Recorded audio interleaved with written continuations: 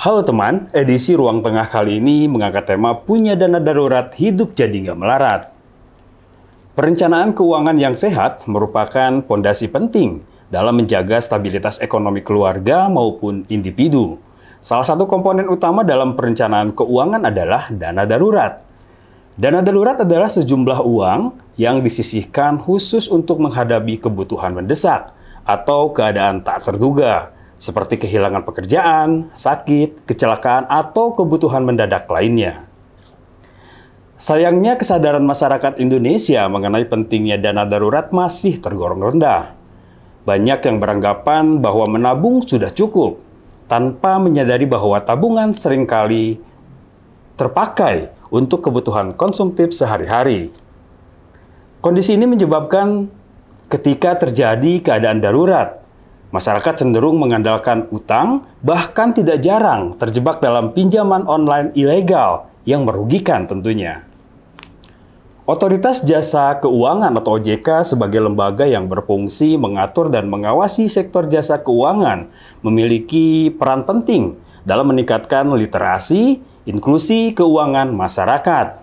OJK juga secara konsisten mendorong masyarakat untuk memahami pentingnya dana darurat, serta memberikan edukasi bagaimana cara membangunnya secara disiplin, aman, dan terencana. Teman, sebetulnya ini bukan kali pertama OJK hadir di Ruang Tengah. Tapi untuk merefresh pengetahuan teman Teropong Media, tentunya kita harus tahu apa itu OJK. Telah hadir bersama kita manajer pengawas perilaku pelaku usaha jasa keuangan, edukasi dan perlindungan konsumen OJK Provinsi Jawa Barat, Ibu Rani Puspadharma Wahyu. Apa kabar Bu Wahyu? Alhamdulillah. Enaknya manggil Bu Wahyu atau Bu Rani? Bu Rani aja. Bu Rani aja. Ya tadi sudah dijelaskan di awal tentang dana darurat. Tapi sebelumnya saya pengen tahu OJK itu sebetulnya apa sih, Bu? Iya Mas, jadi OJK itu adalah Otoritas Jasa Keuangan yang merupakan lembaga independen yang didirikan oleh pemerintah berdasarkan Undang-Undang Nomor 21 Tahun 2011 tentang Otoritas Jasa Keuangan.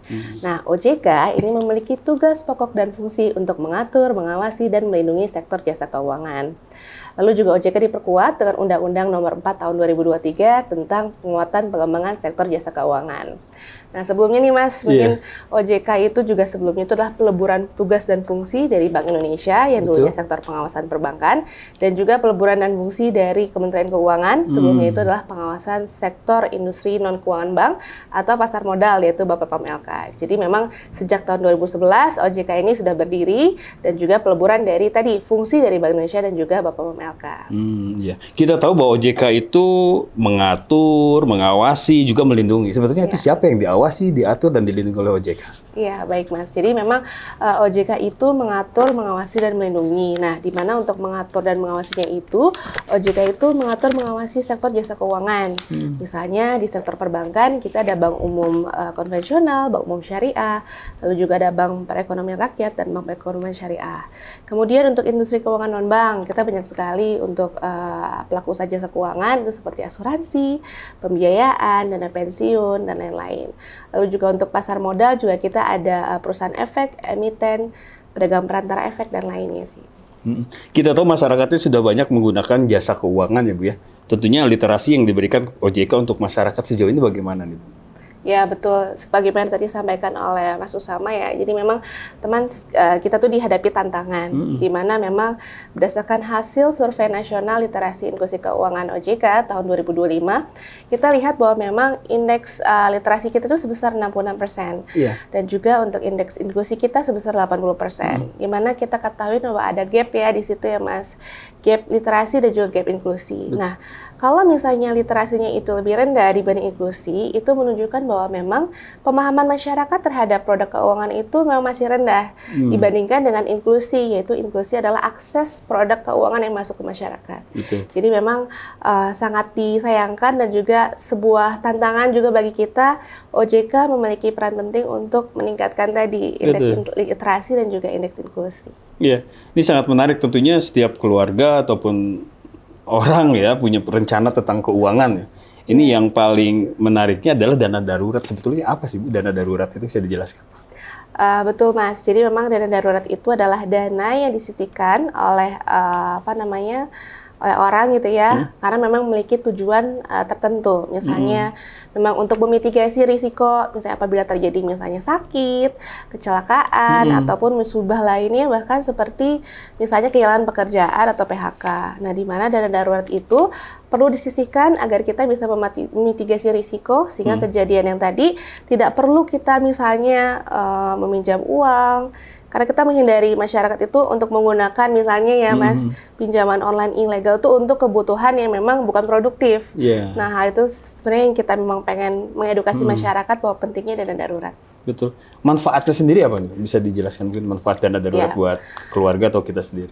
Tentunya dana darurat itu sebenarnya kan memang kita memiliki tujuan finansial ya Mas ya. Tadi misalnya kita ke depannya ingin membeli untuk pendidikan misalnya sekolah anak, lalu juga misalnya kita juga ingin memiliki rumah, kendaraan bermotor. Nah, memang dengan adanya tadi tujuan finansial kita apabila tercapai, tentunya dengan adanya darurat ini kan juga bisa menjaga stabilitas ya Pak. Tadi misalnya kita melihat bahwa memang ada fenomena di masyarakat itu dia menggunakan dana darurat itu berasal dari misalnya pinjaman online ilegal. Nah, tentunya dengan perencanaan keuangan yang baik, masyarakat itu bisa lebih disiplin dalam menggunakan uangnya untuk menyisihkan dana darurat, sehingga kejadian-kejadian tadi misalnya yang bisa kita mitigasi risiko itu dapat lebih lebih diantisipasi lebih dini seperti itu. Sebetulnya bedanya tabungan sama dana darurat itu apakah bisa dibilang beda tipis atau emang beda sama sekali?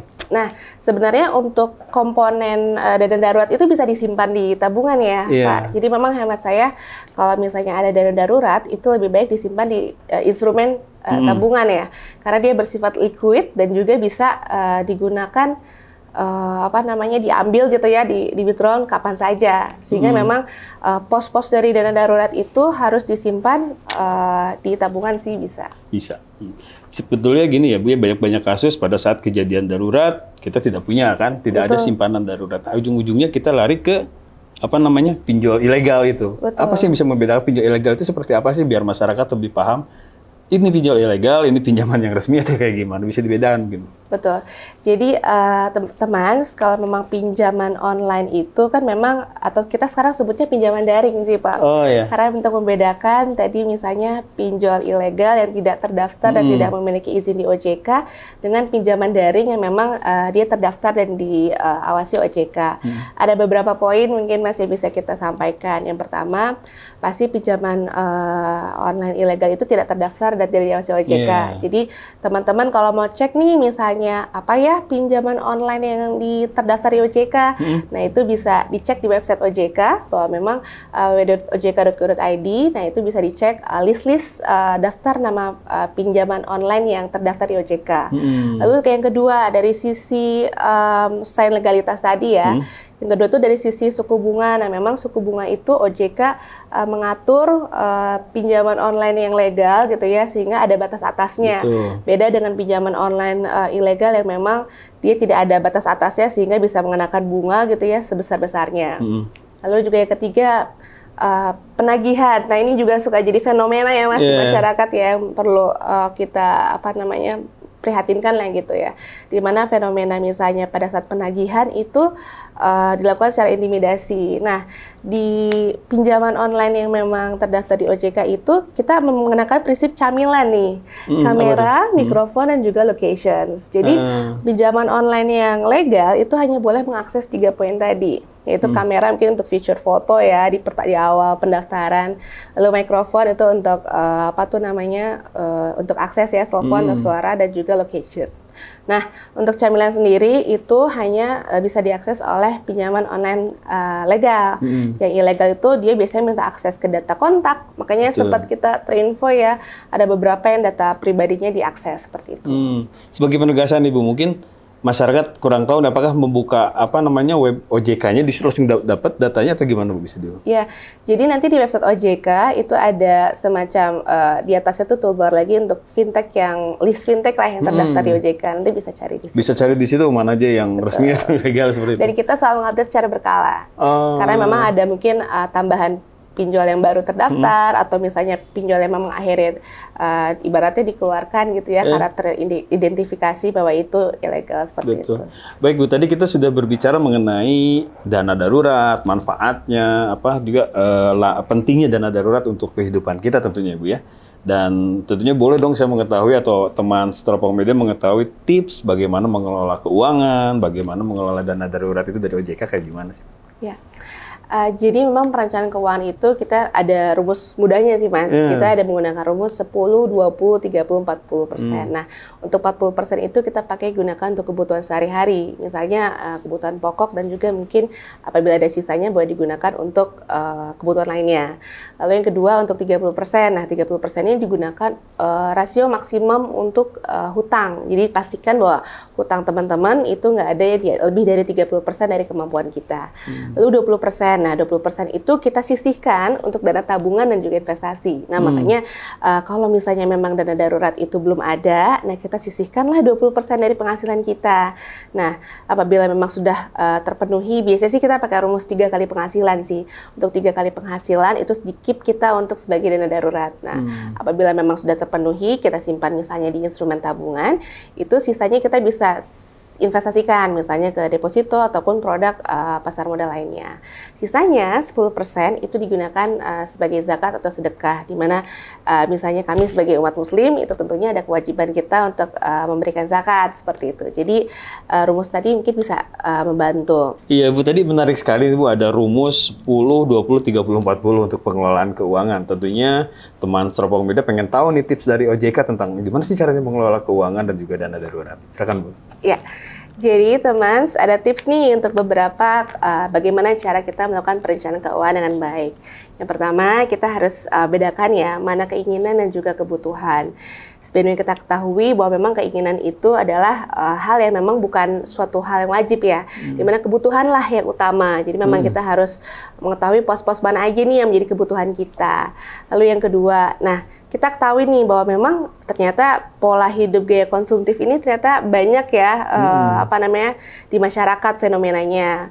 Kita pernah dengar juga ada fenomena you only live once, hidup cuma sekali. Jadi kalau nggak beli barang sekarang nanti nggak diskon lagi kayak gitu. Padahal tuh nggak butuh gitu kan ya. Itu hanya keinginan. Nah jadi hal-hal kayak gitu yang memang harus perlu kita ketahui, kita bedah gitu ya, mana yang harus butuh dan mana yang diinginkan.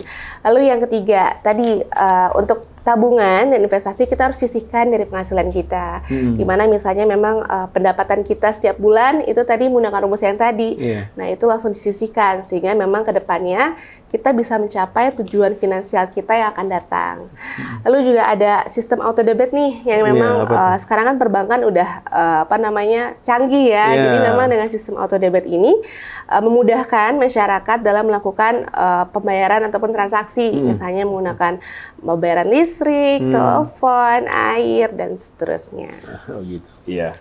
Tadi nih teman sudah banyak ilmu yang kita dapat, hal baru tentang dana darurat, pengelolaannya, dan juga ada tips. Tentunya ada rumus yang jangan sampai teman lupa, ada rumus 10, 20, 30, dan 40. Nanti bisa dijelaskan mungkin Ibu ya lebih dalamnya. Tapi untuk mengakhiri ini mungkin ada closing statement nih dari OJK, ada juga tentunya himbauan untuk masyarakat agar terhindar dari pinjaman yang ilegal seperti itu. Silakan Bu. Nah teman, apabila teman memiliki permasalahan yang memang terkait dengan lembaga jasa keuangan yang terdaftar dan berizin di OJK, namun belum terselesaikan, teman juga bisa melakukan pelaporan pengaduan ke OJK, di mana OJK memiliki portal perlindungan konsumen, yaitu kontak 157.ojk.go.id atau layanan WhatsApp, yaitu di 081 157 157 157. Teman, kita juga harus jaga jempol kita ya. Jangan sampai kita salah melakukan link ataupun menerima link dari orang yang tidak dikenal. Lalu jangan mudah percaya apabila ada telepon yang mengatasnamakan OJK. Jadi teman harus bijak dalam mengelola keuangannya ya. Demikian teman wawancara dengan OJK, tentunya hal yang paling utama adalah kita harus bijak dalam mengelola keuangan.